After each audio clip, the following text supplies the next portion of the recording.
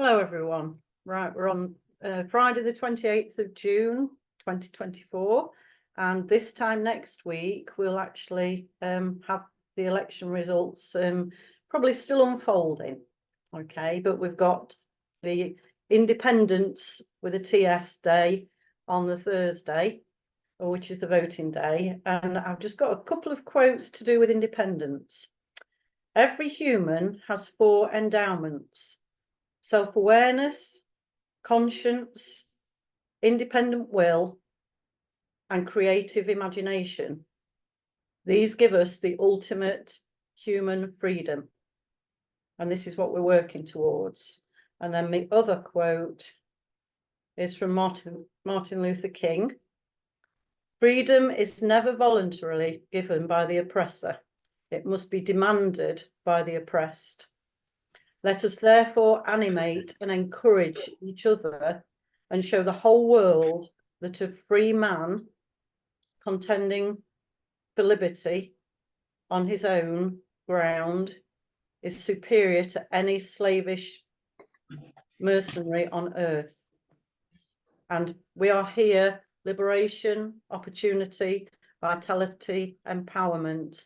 And we are here helping the people realize the power that each of us actually has, and that we are learning to gain back. And I am so impressed with how our different independent candidates are putting themselves out there. And I'm in the background supporting. For some reason, it just felt right not to, at this stage, to put myself forward as a candidate. But that gives me a different energy to be able to support everybody else. So I'm now going to go round the group. So this time next week, it'll be the election count, and we'll know what the next step is. And yes, it's the end of one section, but it's the beginning of the next. So I'm going to come to Rachel first because she's top left on my screen. So Rachel, is there anything that you would like to share or tell us? I know you've had a busy week. Yeah, I just wanted to mention, Rog, I saw when I was doing the invite that Yorkshire Post want to interview you. So I've given them your number just to let you know. So looks like your campaign is getting attention. No one's asked to interview me. So hopefully you got that and they will call you. But I copied you in on that, okay? The really wonderful gift, little election gift I got was the Eam Hustings. Someone, they put it out there, and it was a 2-hour long video, but someone watched it and said, "Did you know that they silenced you?" So I found out when that little clip was and put it out, and it's pretty much going viral. It went out last night. It's had 5,600 views on YouTube and a few thousand on Telegram, and I also put it on Twitter and Facebook as well this morning.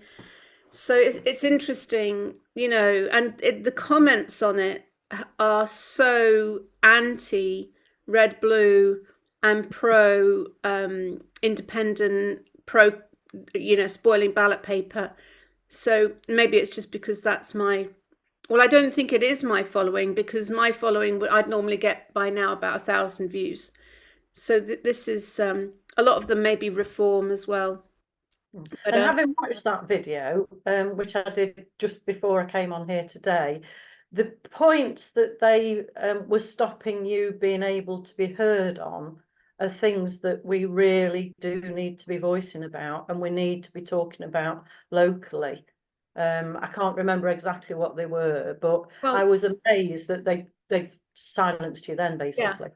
The bits that they silenced, because I was talking about planning, because there's a big issue in the Peak District about affordable housing, and obviously the Peak Park Authority has turned the whole place into a museum, and the only people who get planning permission here are big corporations.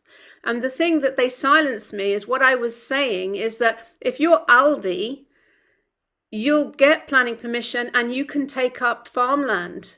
And they will, or housing estates and Aldi's, they'll get permission from Peak Park, and that's what that's what he silenced me.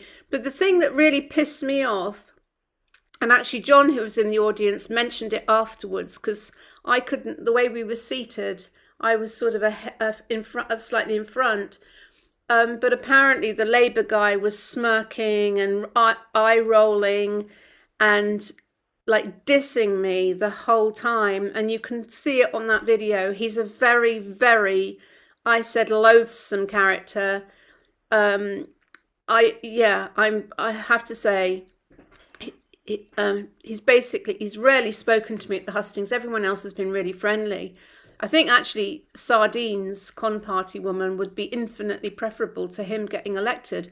I mean, I think this new Labour Party, they're just like, they must be MK Ultra puppets. I think it'd be the absolute worst result for this country for Labour to get a landslide election. It will be an absolute disaster. We have to do everything we can. I'm not attached to personally winning, but just anything that can be done to prevent Starmer getting in. And I was actually really pleased to see Andrew Feinstein, that interview with him that I put out yesterday, where he's got Roger Waters and also what's the guy from the Jam, Paul Weller. They are going on a bus around Holborn and St Pancras, and he's got all these rock superstars to help him to win against Starmer. And I'm not. A lot of people have questioned Andrew Feinstein, but even that would upset the apple cart. And also, I can't see Rishi Sunak getting in Yorkshire either. So that would be an interesting if those two were deposed. But yeah, it's interesting, and I'm really, it's so much fun to do this. I'm so glad that I went for it and wasn't sensible and like, oh, I can't really afford to do this.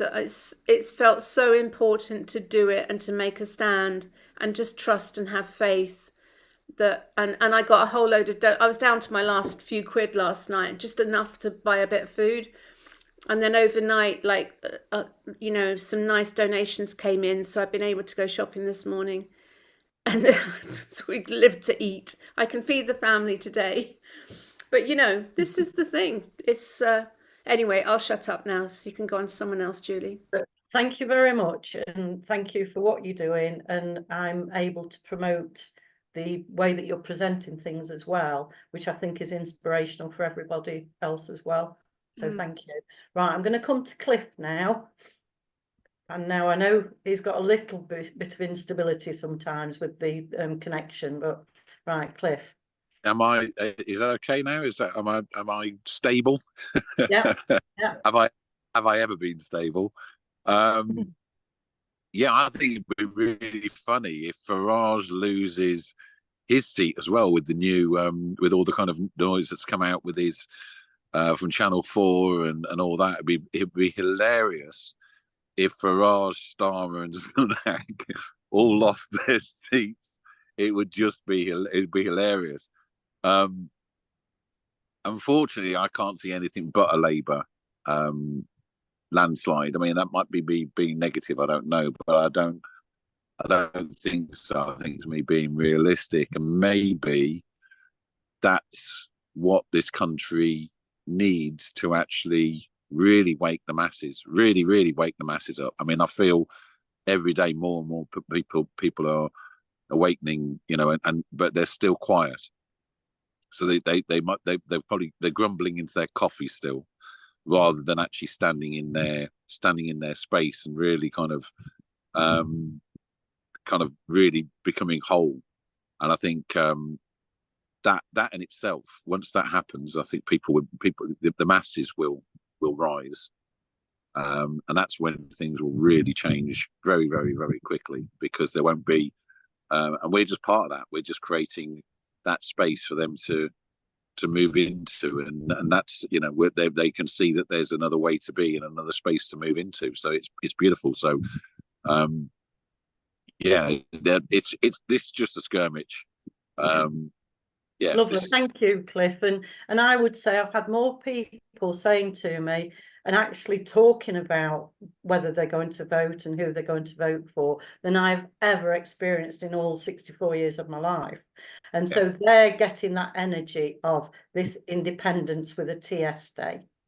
And we're getting there. So thank you very much, Cliff. Okay, pleasure. all right. If I go to Roger now. Okay, Roger. Yeah, okay, Julie. Nice to see you again. I've had quite a good bit of attention from the press, as Rachel said. Yorkshire Post is wanting to interview me, and the York Press did interview me, and I was able to get across the illegality of demanding tax, which it is completely illegal. You know, it's been used for war. So these people who are charging, demanding tax, they're guilty of the Accessories and Abettors Act 1861. They are guilty. And I was able, basically, you know, if people read between the lines, I was basically able to implicate, you know, the CEO of York Council as being a criminal. So, you know, they probably, the reporters and probably even the editor, didn't realize what I'd achieved there, but I did achieve it. And I Well done, also Roger. gave the same. Yeah, I also gave the same. Well, it'll take a bit of a legal, you know, a legal brain to understand what I said, but I'm sure there are one or two people there who will understand it. How'd you get on? We just So need to that's keep dropping seeds. well, yeah, that's right. And the other thing that I've come to the conclusion of, you know, I've been researching That's great. Constitution for years now. Yeah, I've been researching the Constitution for years now to see if I can find it, and they've covered it up very well. In fact, the only reason that I know that there is a Constitution is this might be getting a bit boring, but I'm sorry, it has to be said. But I remember watching a debate which involved Lord Jonathan Sumption, and he said that there is no written now listen to this. There's no written constitution. It's a spoken constitution. Have you heard anything so bloody ridiculous? How can you just have a spoken constitution? With law, you need to refer to texts, or there isn't one at all. So basically what Jonathan said was there isn't a constitution. So that's what we're living under. People say that there's a constitution, you know, the politicians will say there's a constitution, but there is not one. So don't believe that there is. I've researched it, and the only thing that I've come up with is that the important thing is that we have to prove that we are entitled to a trial by jury, because that's our freedom. Without a trial by jury, we have no other way of defending against government legislation. And so I looked at the Magna Carta 1215, and I see that in clause 39 it says, no free man shall be seized or imprisoned or stripped of his rights or possessions or outlawed or exiled or deprived of his standing in any way. Basically, that's what it says. So, yeah, but as a barrister pointed out to me at the hustings the other day, he said, well, yeah, you know, the Magna Carta is all very well, but that is a contract between the barons and King John. So it doesn't apply to you, you know, sort of ordinary people, you know, the commoners, the serfs. And he's right. That's what it is. It is a contract. But the point I'm making here is that that was one of the articles in the Magna Carta, and we're now, it's become customary, you know, to observe that, because since then, we've had obviously different monarchs, but the monarch's oath is to uphold the laws and the customs of the people. So that is one of the customs of the people. So the Magna Carta really is only important in one aspect, and that's it. basically clause 39 of the Magna Carta 1215. Everything else applies only to the barons, and well, so does that. That applies to the barons too. But it was introduced by the Magna Carta, and it's become a custom. So a custom is just as powerful as a law. And so I just wanted to tell everybody that don't be looking for the Magna Carta, because it's the whole thing is so obfuscated that you'll never find it. You see, And I would say, Roger, they deliberately make it like that. But also, I know from a few years ago with my complementary therapies involvement that I've had internationally, someone was trying to set up a rule or whatever to do with something. And I said, whatever you do, somebody would be able to circumvent all of that and just impose what they want to do. And that's what they do because of how the system is, unfortunately. But thank you very much for those insights, Roger, and for all the work that you're doing, and you're getting recognised, which is wonderful. Right, I know Cliff's put his hand up, so I'm assuming it's something to do with what you've just said. So are you okay if I go to him now, Roger? Okay, yes, Cliff. So there's a very interesting you carry on. thing going through Parliament now, where they're actually trying to, in effect, disband the Church of England. They're trying to make it so the Church of England isn't the kind of ruling kind of constitution of this now. The implications of that, I think, come back into the Magna Carta, because if you actually get rid of the Church of England, then in effect you remove the need for. There's no need for a royal, because that's what the royals are. Is they're the head of the Church of England. That's their only real power, apart from controlling, obviously, the all the offshore investments and everything else that's been hidden away for years.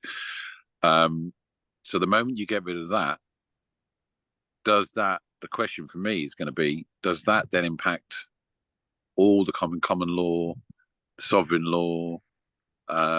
Is that their thinking? Is that they're actually looking at, if they get rid of that, does it suddenly undermine all of those practices, which are all kind of related back to the king and the monarch and the people of the country, and et cetera, et cetera, et cetera? So does that actually undermine all of that thinking? Does the Magna Carta now become a fun document from the past, because now there is no Church of England in as a power in this country? There is no need for a monarch. There is no need for. So suddenly now we're in a different space, so we can actually say, well, hold a minute, that doesn't count anymore. Mm-hmm. So that was just an interesting one. And I would say that the timing of it is very. Somebody shared it enough. Yeah, the timing of it with everything else that's happening is a very interesting timing, and everything's like that. It's like even Julian Assange being released. Okay, so how come it is just happening now? I'm glad it's being released, but also what's happening with this? Yeah, right. Rachel put her hand up, so I think she's going to key into something that Cliff's just said. Well, I'm conscious that Carol and Lynn haven't spoken, but I just wanted to say that absolutely not, Cliff. I don't see that's the case at all. The whole point of having a monarch is to keep the House of Commons in check, and the House of Commons cannot get rid of the monarch. Otherwise, we have a kind of Cromwell, Charles, it's that kind of scenario that happened, isn't it? In reverse.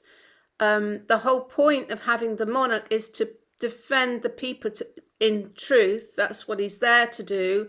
He swears an oath to protect the rights of the people, and it's the break and the check and balance that stops the House of Commons becoming a fascist dictatorship.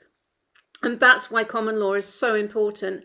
And this is my worry about Starmer, is that he was head of the Crown Prosecution Service, that if he gets in, he will push us into a war footing, because when you're in a military war footing, that is one way to remove the rights of the people, you declaring martial law, and that is a huge worry, because that's the way they're going to stop the uprising of the, you know, people asserting their common law rights, or attempt to, at least. Yeah, thank you, Rachel, for that. And some of the things that I've now learnt about Keir Starmer and his involvement, you know, in the Jimmy Savile days and things like that, is he is not the person that we need leading this country, is he? So I'm very aware that we're nearly halfway through the hour. So is there anything else that you needed to say, Roger?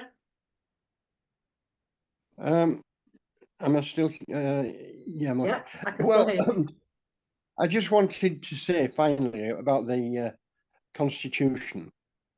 I've consulted so many books, articles, and experts, you know, regarding this subject, and all of these people, you know, in their writings and their talking, they're contradicting one another, you know, and that's why I can't make any progress at all, because none of them agree with one another.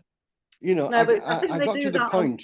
Yeah, I think they do that on purpose, Roger, and they just try to get everybody so switched off and confused with it that they're like, oh, I can't do anything about it, so I'll just leave them to it. But that's where we need to keep standing up and positively asserting, like you are doing, and Rachel and everybody else. Yeah, thank you. Are you all right if I go now to? I'll see if Lynn's okay to talk, and we'll come back if we get time. Okay, thank you.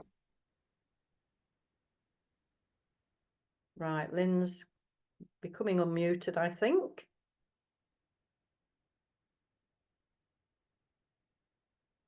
Struggling to unmute. Yeah, okay. No, Thank you, creepy Lynn. phone app here. Yeah. Yeah, that's great. It's great what you and Rachel are doing, Roger. You know, it's just fantastic to see you out there. I mean, that's got to be making people sit up and think if you're willing to do that. And get the message about common law as well. It's so important to get that out. I think I know the confusion is about the Constitution. It's really real, but I like the William Keats approach that actually it's just spiritual stuff. It's our natural rights, and as birth, you know, at birth we are given everything we need, and if we can't access it, that's criminal. So if we just stick to, you know, just basic right and wrong, probably aren't going to stray too far. So I've had a mini hustings last night. That was quite sweet because it was quite conversational. So I was able to delve a little bit into the energy side of things, you know, and just it came to me that it was quite a signal that you're sending out into the world, where you put your cross in the box on the ballot paper.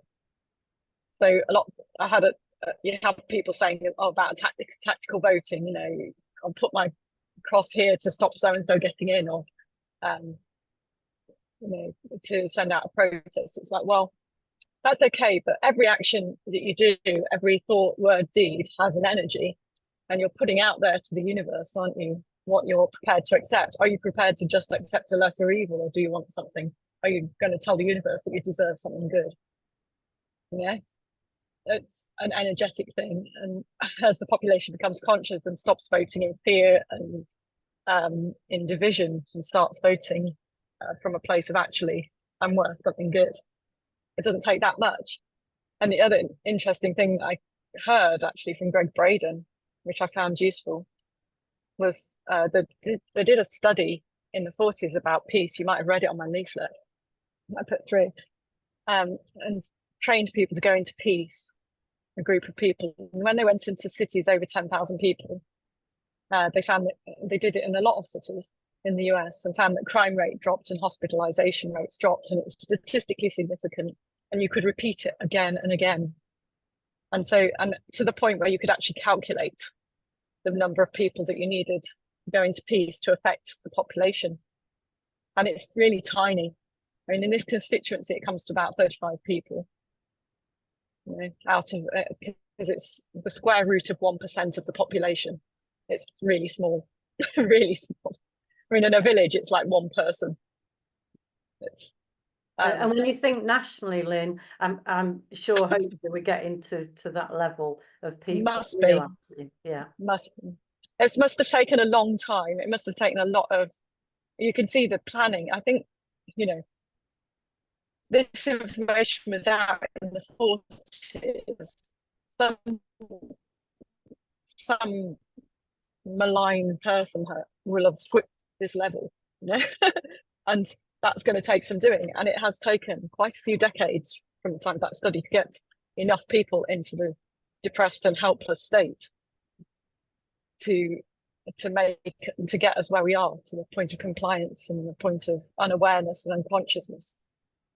But that said, there doesn't have to be many that get into consciousness. I think part of the problem with the freedom movement is you've still got a lot of, while they're aware of what's going on, you still haven't got the energetic stuff in some of the places. So sometimes you get people being as dogmatic as you do on the other side, if you like. You know, you get shouted down if you mention that chemtrails may have another effect, or they may be a psychological trigger or something. You just, or any slight thing that, especially if you're a QAnoner, they tend to seize on anything, don't you? Oh, you're a shill. So we need to get everybody to that state of awareness, because then the truth sort of becomes apparent, doesn't it? Yeah. Yeah, So, someone was yes, even that's talking this morning yeah, about so the geoengineering has been happening since the 50s, and that is starting to come out, even though they used to try and deny it.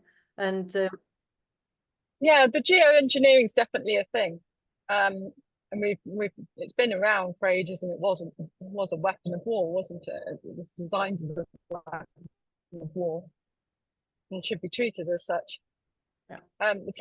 And that is that planes now are on autopilot usually, so they fly along very narrow channels. They're all channeled in very, very small channels. I mean, and so you said when you flew across the channel, you could be as much as 50 miles out on a manual.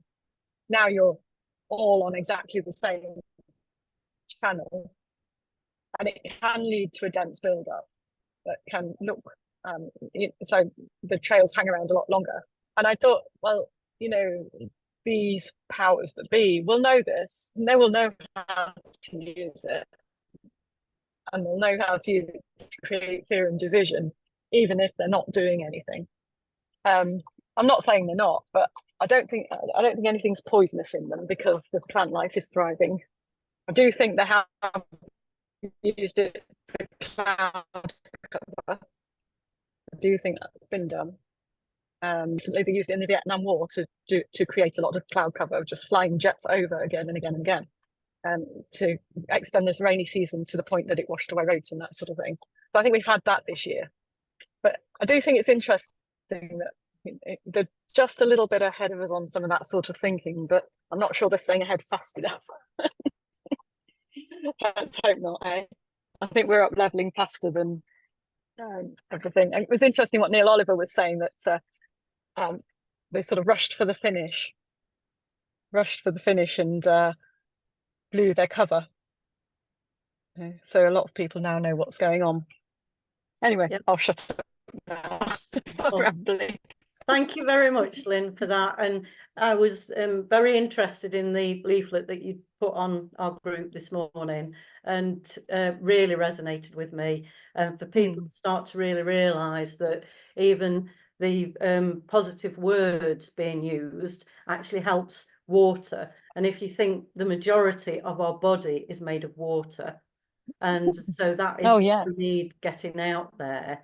And we all know that placebo does work.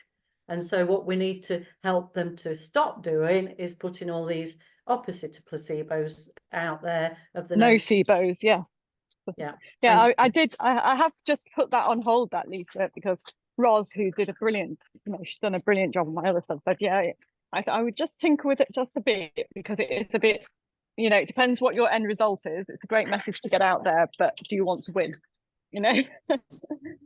What's your what's the most important aspect here? Yeah, and your constituents. Have you now accepted defeat? Right. Well, yeah, and they are very dozy. But I think her point was, it's like, it's great. If not, if you want to actually still go for the line, go for the finish line and win, it's going to be off-putting to too many people. I think in my constituency, it's going to be tight. I think probably Reform might pinch it, just because people can't face voting Labour, and they don't want to vote Tory anymore. So in this constituency, I think they will tactically vote, even though they like my leaflet best and they like my message best. So that's the so if we're in a 3D reality, that's what would logically happen. But I'm not ready to sort of throw myself on my sword yet and put a message out there that's going to scare the horses. So I've just held it just for a bit, but You'll do what is right, and I know that what you've been doing and the message you've been getting out to people will be really supportive of the people that potentially could vote for you. And even this concept of, if you're not sure, at least if you spoil your ballot paper in places that haven't got someone that you feel that you know enough about, then you are at least voicing. And I'm hoping that that's what people will do if they've got no one that is that they can feel they're recommending. Or right, I'm just going to go to Rachel very briefly, then I'll come to you, Carol, because Rachel, I think, wants to say something on what is saying. No, please do go to Carol, because I'm conscious she's sitting and she hasn't had a chance, and then come back to me. Okay, right, Carol, are you all right to say just a bit of something, even if it's just one sentence? It'll be, I don't know, you can be unmuted.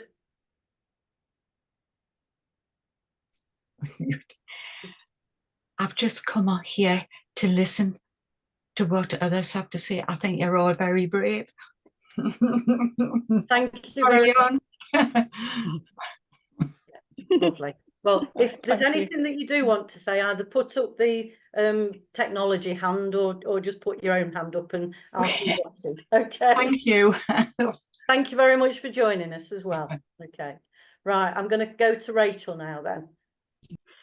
Yeah, I have to say that I would question that that to me it feels like an old paradigm thing, you know, dumb yourself down, go to the lowest common denominator, don't speak from the heart, don't tell the truth of who you are because you might lose votes. And I remember when I was in the corporate world as a speaker, I did many corporate gigs, and there was this big thing about, oh, you better translate it into their language, because if you use spiritual language, then you'll turn everyone off.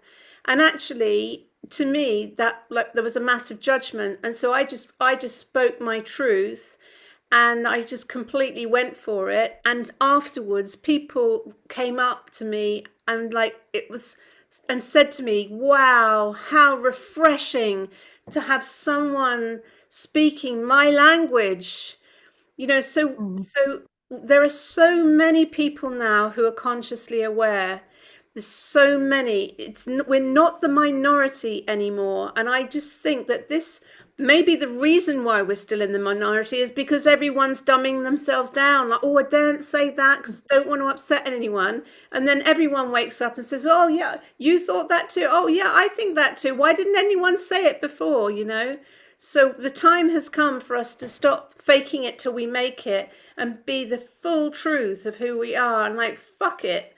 Like, that's my feeling on it. And I'm very much in that in hustings, I'm just saying, like, being a channel, like, to what comes, not really having a script. I mean, I do script my opening thing a little bit, but just to really trust in what comes through in the moment, that I can't get it wrong. I can't. And I've watched some of the videos, and I mean, I've been on enough of these sessions with you to know how honest you are anyway. But honestly, some of the ones that you come bringing out with those hustings, it's like you've gone to another level. And as you say, the channeling it through, and not, because when people have got a script and all they're doing, and you can see that they are really just doing a script, and then they're asked a question and they ain't got a clue what to say back, that's not going to happen because you are so genuine. And I know when I was a candidate for the mayor of Mansfield and district, I just happened to be being online as a medium, because I've done some mediumship training in spiritual church, and I was asked if they needed to just call it don't mention Julie Tasker, but I said no, mention me, it's absolutely fine. If people know that I'm doing that, what you see is what you get, because otherwise people can find out that I do that sort of thing in the background and try and use it against me, and that would be wrong. So we need to get these new way of talking out there. But also, Lynn, a lot of what you put on your leaflet that I saw this morning, there is so much that is dropping, well, I'd say it's all dropping seeds, but it is really helpful for people to know that stuff. Obviously you know best what feels right for you to do at this point in time, and as and when if you do the leaflets, then you'll also know when to do it. Right, I'm just going to go to Cliff because he's got his hand up. Yeah, I'm listening. It's really interesting, actually. It's everything everybody said valid, and I hope people don't see my what I see as being a realistic outcome as being anything other than just seeing where we are right now as a country. Because I just see this as an initial skirmish. I don't see this as this isn't I don't see this as the war. It's not the war. This is an initial, and it kind of feeds into what Rachel was saying and also what Lynn was saying and everybody's saying as well, which is if you stay within the truth, you do become a beacon. You do become a person that others can go to. And so in the next stage, where people realize what actually has happened and they see the outcome of maybe not speaking up or tactically voting or voting for the wrong party, or all the things that they've done out of potentially fear or past patterns or anything else they've done, and they realize then they suddenly go, oh Jesus. It's the same as so many people went and got the jab and then afterwards looked at it and went, God, what did I do that for? And that was what triggered them to actually start to go on their own process of waking up, like truly waking up and realizing that they're way more powerful. And I think that this is part of that process. I just think it's something that's going to trigger a whole new wave of people suddenly saying, hold on a minute, what's happened here? How come they've got into power? We didn't want them. We didn't want them in power, and that's going to be the trigger that's going to make them go. And it's not too late. It actually doesn't matter who gets into government, because the government doesn't stand for anything anymore. They're just a corrupt. Just a corrupt system. So in reality, that all has to come down anyway. Basically, at some time or another, thing has to fall, and there has to be a new way. I was talking this morning at a community group, and they were talking about lack of funding and things, and I just said even that is all contrived, and the Conservatives seem to have deliberately withdrawn funding, particularly from Labour communities, so that those Labour councils have gone bankrupt, etc., etc. But money is man-contrived and being used adversely, and it shouldn't be. But people are really starting to realise, and I know on the T-shirt there's the word of awakening on one of them, and people are starting to properly wake up and realise these seeds are being dropped, but there are considerable seeds that are starting to grow. And it's for us to help and support that whole process of that growth. Yeah. So I just see this as being the beginning of a process. It's the first time people have really started to question and come together. So even this, I didn't know you guys, up a few months ago. And and there's more and more and more of these happening now across the country. So it's like this has actually created a huge new kind of process, almost an awakening between people. So it doesn't stop here. It wouldn't stop if we got 650 independents in. It wouldn't stop if we get none in. It wouldn't stop if it just doesn't stop. This is just part of the process that we need to go through to break people out of the fear and break them out of the the patterns that they've had previously, and what we've been trained reality is. And that's all it is, basically. It's just part of what needs to happen, in fact. Yeah. And it's the So continuing I'm positive. chaos. Yeah. It's the continuing chaos of this positive paradigm shift. And any change feels a bit, oh, what's this? We've not done this before. But I'm amazed at just how many people, even from people I spoke to yesterday, that I didn't think would be even starting to talk about any of this at the moment, but they really are. And they're really starting to realise, but also it's like, but what do we do? And we've got some of those answers, but we know that whatever new steps we take, you take those steps and you think you're doing what's needed, and there'll be little adjustments needed along the way. And each community is different. And this is where we need to really start to properly honour each community, support each individual as an individual, and support them as best we can to be integrated into their own local community and beyond, if that's possible. Right, are you all right if I go to Rachel now then, Cliff? Yeah, just 1 second on that. Sorry, just 1 second on that. I think that's really valid, and I think it's so important, because I think that the confusion right now it's a great word. I think there's a lot of people who are confused right now because they're in that. And look, the planet's changing. We know everything's changing. We know the ley lines are opening up. We know the vibration's changing. We know all this, that. And what that's actually doing for a lot of people is it's making them confused.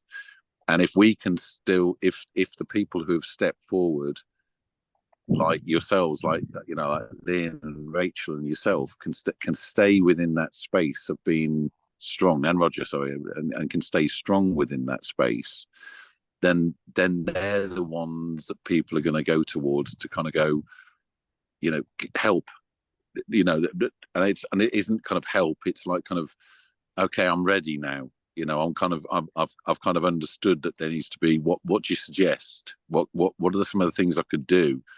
And that's when, if we're wobbly and we get to kind of, oh, we must do this, we must do it.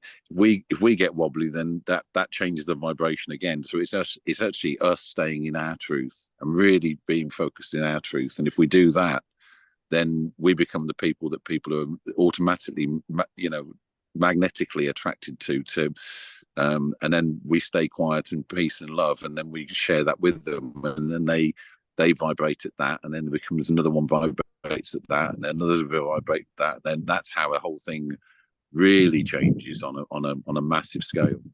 Yeah, and it's being truthful, whatever we're doing and wherever we are, and also even just someone being able to share a trouble, shared as a trouble half, is the wonderful expression. And just knowing that there's someone there that genuinely cares, even if they can't particularly do anything specific with each situation, but it just empowers that person. And I know what I'm doing with the local community, and the local councils do know me, local MP knows me, etc. And I know I've managed to get things done from the background just through sending an email to various people. And this is what they're not used to. Right, I'm going to go to Rachel now, and then we'll come to Roger. So we've got about 12 minutes until the o'clock. Yeah, so I'm going to be provocative again here and say, how do you know, Cliff, that Labour are going to win? You only know because of the mainstream media. That's what they're saying. Like, oh yeah, Labour are going to have a landslide. Oh yeah, we did these polls. The whole country's going to go red. It's interesting because I was talking to Edward Oakenfold this morning about these hustings and what's going on. He's pissed off. They silenced him as well, apparently. he was saying he's knocked on 1,000 doors so far, and this is in Derbyshire Dales, and he said it's not bearing out what the polls say. Everyone has had enough of both red and blue. Everyone that he's spoken to, and that's 1,000 people, and there's a massive receptivity to reform and to a different possibility. And I don't think he's just bullshitting. I don't think he's just making it up. And that's my sense. And my sense from the hustings that we've done, there have been moans and groans in the audience, you know, to both the main parties. When people see that they've silenced that bit of the video as well, hopefully that'll actually be in your favour anyway.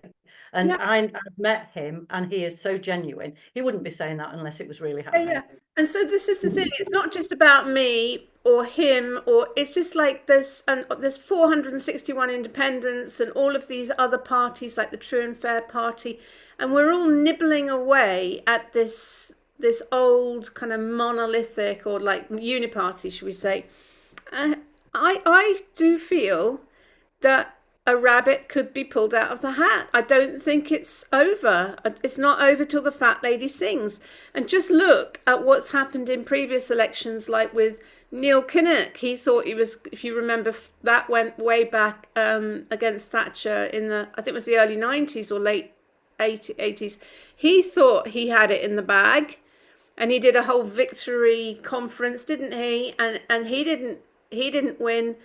Gordon Brown, and he met the woman with the loaf of bread, and he was toast, as they said. So you don't know what's going to happen. This is the thing. There's so many wild cards in the deck. Because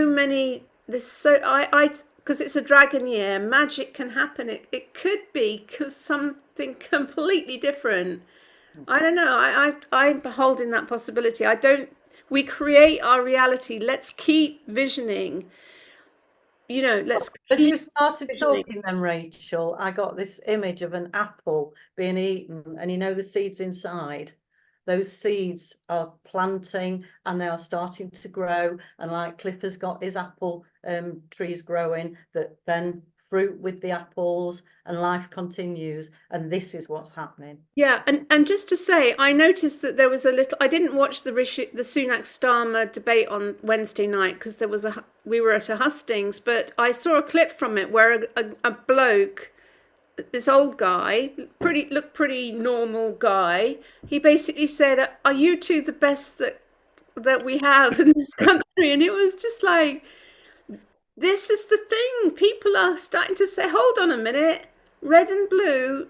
I don't like either. I don't want either. I don't want the red pajamas. I don't want the blue pajamas. I just don't want to go to bed. You know, I don't want either of the pajamas." And as Lynn said, if people vote with their heart, and there's enough people who are sick and tired of politics and politicians now, there could be a wild card result. Let's hold that possibility. It could be a massively hung parliament across the entire spectrum, from Greens and Lib Dems and Reform and Independents. Like, wow.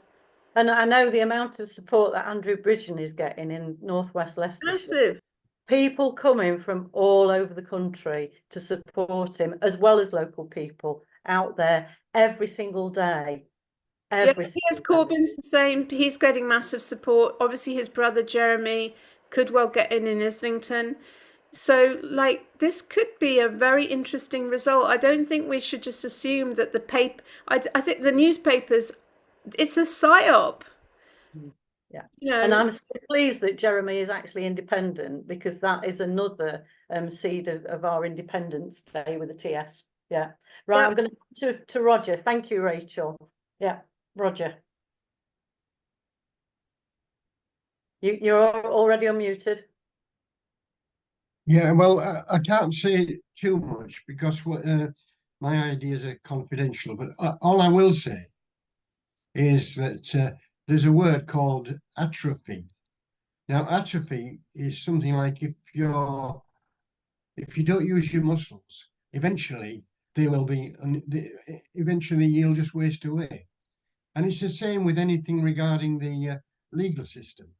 if it's not used, and I'm not going to say too much, by the way, you'll have to imagine the rest. But it's the same with the legal system. If you don't use it to your own advantage, and if enough people don't use it, it will atrophy. And it's So, amazing how you know, quickly we've atrophy got- actually happens, Roger. And it's yeah, like yeah. the Berlin Wall coming down. Anyway, a lot, but yeah. so I won't say much more. No. But Rachel and I have got some ideas, and there's an event on July the 31st, which I think is going to be important. I can't say anything more about that now. Right. Okay, so I'll let you move on to somebody else. Yeah. Okay. Thank you very much, Roger. And Cliff, back with you with your apples, seeding and growing fruits. Yeah. Yeah, yeah, absolutely. Well, this is my. I switched to my fish pond a minute ago because it was. If I came across as that, I'm not. I think there will be a massive shake-up. I truly believe there'd be a massive shake-up, and I think I'd like to say that. I think what I'm trying to get across is, or what obviously didn't do it very well, was that this is just, for me, this is just the start. This is not the be-all and end-all. It's not the. It's not, oh, we lost, so then we all go back into our shells and forget about it. This is like, at the beginning, Cliff, you said, "Oh, I think the Reds are going to win." You said you thought Labour was going to win. That's what I was referring to. I do. It was that part of the discussion, but also if you think of an athlete with their starting blocks, and this election is just the starting blocks for all of us, and we've not even got anywhere near to what is going to be happening anyway. And this is, yeah. We do win. I mean, whether we win this skirmish or not, it actually is of no consequence. This is just part of the process. That's all I'm thinking about. Is it doesn't actually, in a lot of ways, it doesn't matter. I think they're going to get a bloody nose. I think they're going to get a couple of black eyes and a bloody nose. And I think that there's going to be, in a lot of ways, I think we look at Reform, we know what they are. They're just another one of them. So nothing changes if there's a shed load of those get voted in. They're no different to the other two parties, in my opinion, from what I've read and seen. So nothing really changes. It was a very clever thing, but it's not. It's, for me, it's about let's not just kind of see this as the beginning and the end of the game. This is actually helping bring together and open up and create and bring people together, and after all this is gone on July the 4th and July the 5th, okay, so let's dust off and start again, because this is just another, that we've got another battle to fight. There's another fight to be had. This is not the, okay, what was the outcome of that? Well, it was this. All right, cool. That was that. That's okay. That's not a problem. Let's move on. Move on to the next. Energetically, I mean, I've been listening to Pam Gregory, and the 5th of July is a considerable energetic day for these positive changes, and that's the day that we will find out that next step.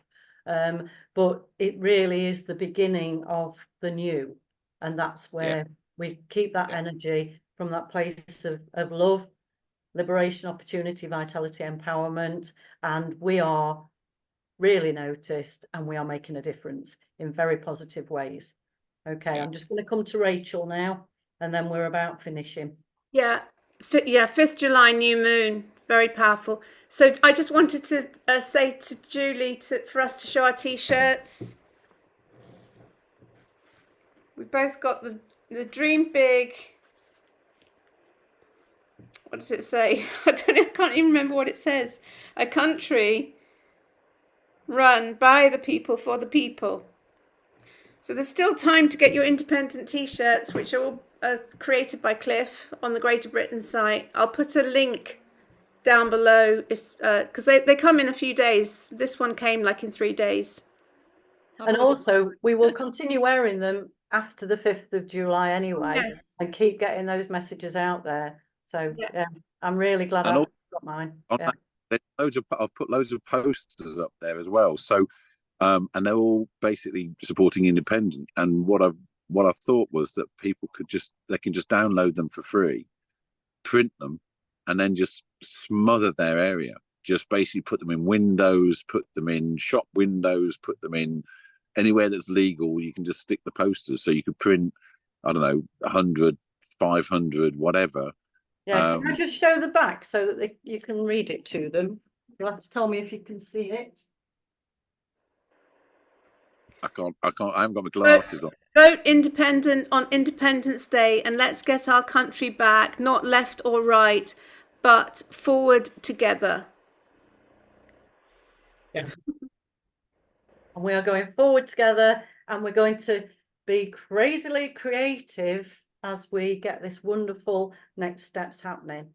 Okay, so But download the posters, because what you're doing there, if you spread them anywhere and everywhere, you're basically memeing people, and people are seeing that it's this understanding people have that if they see that message over and over and over again, they think their numbers are bigger. If they think their numbers are bigger, then they lose the fear to actually vote and to be who they truly are. So sticking those posters everywhere means that many people will go, do you know what? Actually, do you know, I am actually going to vote. There must be more than me, because these bloody posters are everywhere. I'm seeing all these posters everywhere. So there must be loads of us.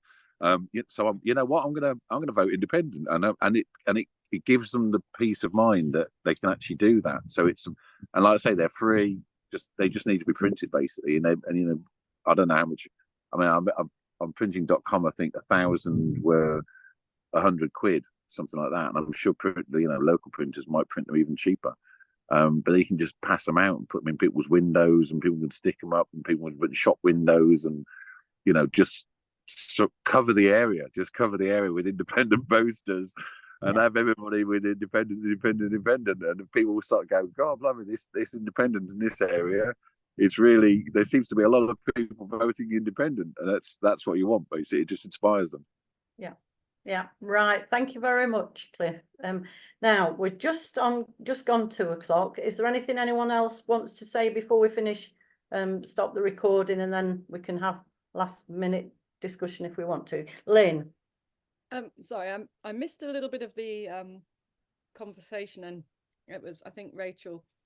Were you and Julie telling me to go ahead with leaflets with the message I've got, or Rachel was definitely telling you, yes, go Yeah, ahead. I'd say absolutely. or wait till Roz with her brilliant PR stuff tidies it up a bit?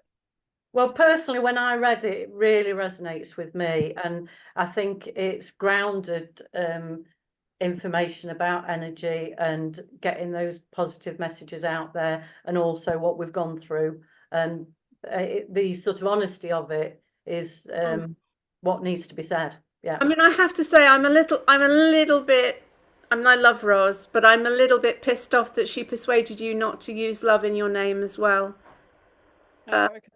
Yeah, because this is the point. It's like we have to drop these old paradigm, false matrix programs which say we can't speak our truth, be our truth.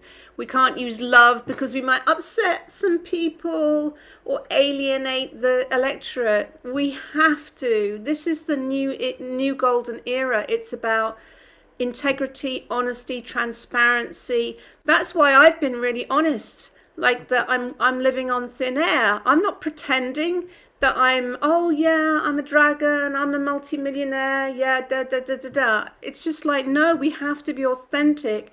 We have to tell the truth of who we are. I truly believe that this is the era. We're opening to an era of transparency, of psychic ability, where people know the truth. You can read energetically when someone is not telling the truth or they're out of alignment. You can definitely know it at hustings when someone's reading from a script, as you said, Julie, or when someone's truly speaking from the heart, and the response from people when you're absolutely just speaking from the heart without editing yourself, because you feel so passionate. There's an energy to that people are very receptive to.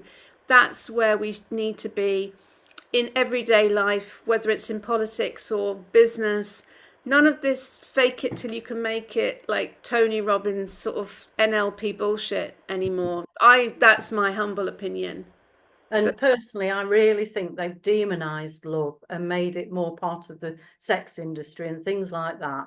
Whereas we know we're grounded love and we are totally unconditionally loving, being genuinely caring and compassionate. And that does not mean that people walk all over us like they seem to think that they should do just because we're part of this love movement. We are Well, this is the dumbing down of the word love. When I went to the Marianne Williamson event, she was talking, and as Cliff said before, he's got a T-shirt that he's working on for for Nicism, which is fierce love, and it's the love of a mother that is just like, not on my watch. This ain't happening, you know. It's that we've always said that it isn't soft and marshmallow, fluffy cotton wool candy floss. This isn't what love is. Love is the energy behind the veil. It's the infinite force of the universe, and that's I'm into this because I'm reading Marianne Williamson at the moment. But it's so powerful, that force of love. It's not weak. And that's where your terminology that came from Lynn's inspiration of liberation, opportunity, vitality, empowerment is so important. Well, that was Lynn. Lynn came up with that, not me. I just cheered. I did say, like, yeah, that's the best name ever. Yeah, I did say, Lynn, as I was just explaining that. And whenever I mention the love movement to people, I immediately tell them those 4 words and say that we are grounded love. And it's not that you're going to be walking all over me. I will stand up and positively assert, and that's what we are all doing. So well done, everybody. We're now just gone 2 o'clock. So if you could just stop the recording, Rachel. Just all right. Give a wave, everyone. Thank you, everybody. Thank you for watching. Okay.